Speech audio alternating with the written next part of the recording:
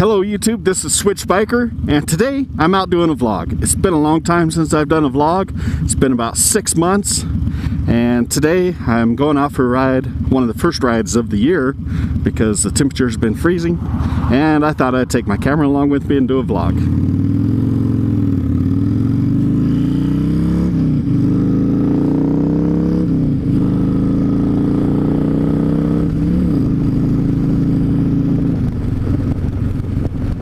So, I got this new Icon Airframe helmet.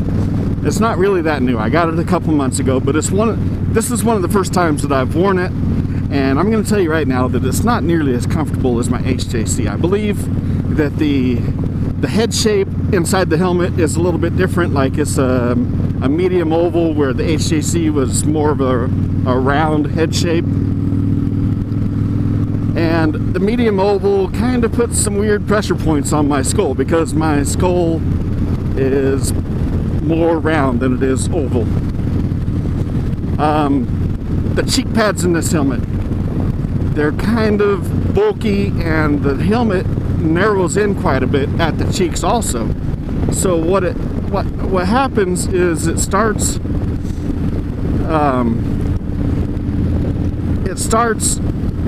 like pushing into my cheeks and kind of giving you the fish face, like when your aunt would come to your house and squeeze your face to say hello. And that's kind of what it's doing to me, and I'm hoping that it will loosen up a little bit. One thing my HJC did not have was a break-in period. Like when I got the HJC, it fit perfectly from day one.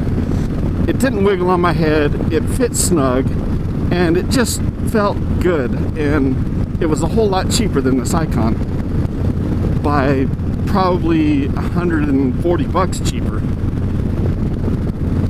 And I'm not going to throw the Icon away, and I'm not going to trade it in, because I do like the way it looks, and it's got some cool little air vents and stuff, which really do, or not the air vents, but the spoiler on the back, which really does seem to cut down on the wind buffeting, especially when I have a windshield on the bike. What happens is it tends to like thump me in the back of the head, and it's really bad with my HJC, and this helmet I barely notice it at all. It's like that spoiler on the back disrupts the wind flow enough to where it's not thumping on the back of my head. I mean, it literally feels like somebody's sitting behind you and tap, tap, tap, tap, tap, tap, tap, tap, tap, tap, tap, tap on the back of your head. The Icon Airframe doesn't do that. The HJC did. I really hated that about the HJC, and I probably could have got some of those little chrome spoilers that you could buy, and I could have double stick taped them to the outside of the helmet.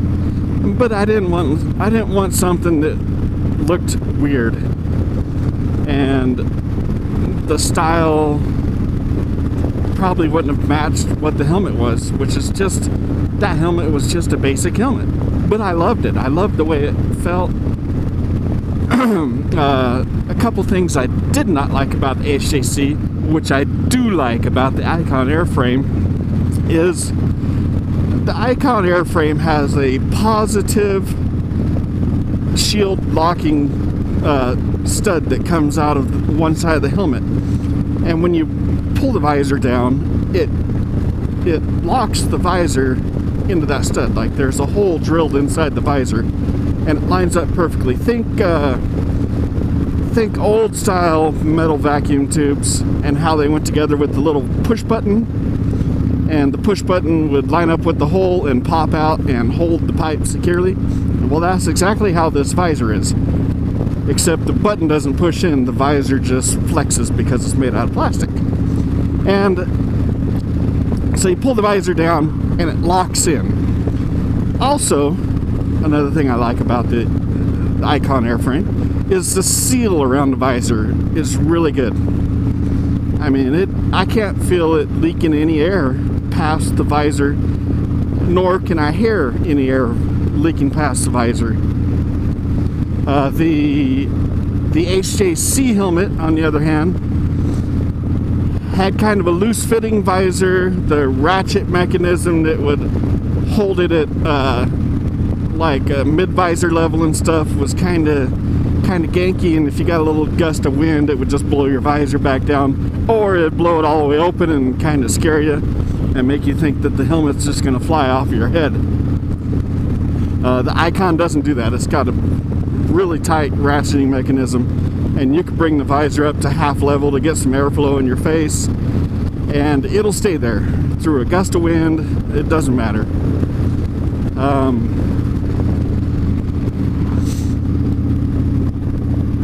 The seal around the face shield of the HJC was not that good. It would leak air, and at certain speeds you could actually hear it creating a whistle through the helmet, which was entirely distracting.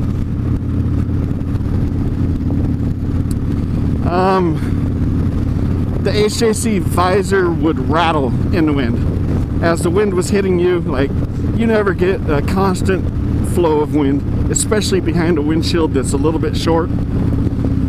It's kind of turbulent, and that turbulent wind hitting your face shield would just rattle the face shield, and it was kind of bad for making videos with, especially on a Harley Davidson. On my Triumph, the window on that, the windshield on the Triumph, was effective enough that it created a smoother, like, I guess what they call it would be a laminar flow of air that cleared the top of my head and didn't create those little wind swirls and buffeting and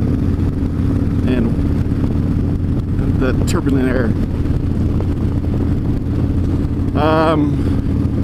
One other thing I like about the Icon is it's painted white. I'm not a big fan of the color white, but I know that it serves some important purposes. For one, my head doesn't get as hot because it doesn't attract heat from the sun. Number two, I'm more visible. My HJC was black.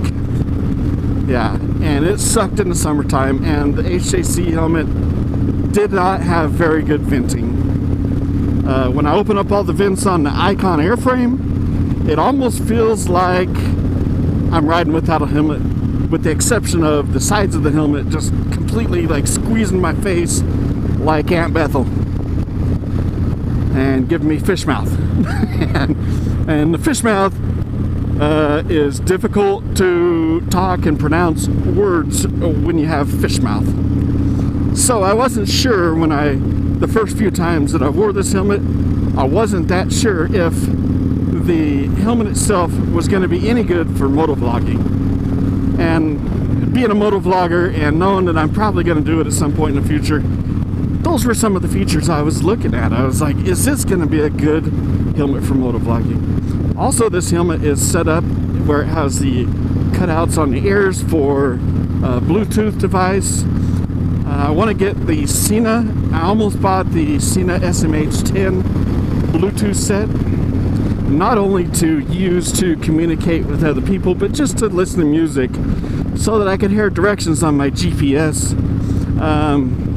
Multiple uses for the Sena SM10, and it's really worth it just as a communication device.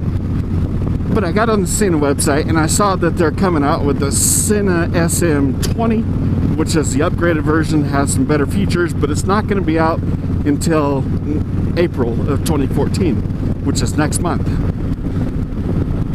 So I decided to put my Bluetooth communication device purchase on hold until the Sena SM20 comes out, and I believe that that one is going to be the one that I like the most. Now, it's not all about having the latest and greatest, but when the latest and greatest has additional features and improved